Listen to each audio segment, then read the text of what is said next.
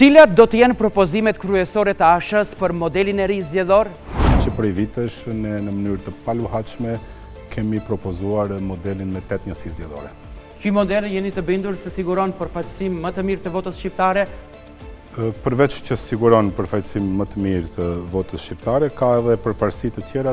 ASH-ja e Selës braktisi AK-in, por edhe sa gjatë do të qëndrojnë në opozitë? Gjithmonë varet nga rrethanat, nga dinamika e zhvillimeve dhe nga mbështetja e popullatës. A ka vullnet, dëshirë dhe gatishmëria ASH-ja e Selës të hyjë në qeveri? Nuk është çështje dëshirash, është çështje e një analize të caktuar, e një oferte eventuale, të cilën ne nuk e kemi, të paktën unë nuk jam në dieni të kemi ndonjë ofertë, dhe pyetja kryesore tek ne si Aleancë për shqiptarët për pjesëmarrje apo jo në qeveri është gjithmonë theksi bie tek ajo se çfarë mund të ndryshohet më të mirë të shqiptarëve. Me çfarë kushtesh dhe propozimesh është i gatshëm subjekti i Selës të negociojë për hyrje në qeveri? Deblokimi i rrugës integruese për në Bashkimin Evropian, përfaqësimi i drejtë dhe adekuat i shqiptarëve në këto institucione, çështja që gjykata kushtetuese vendimet të merr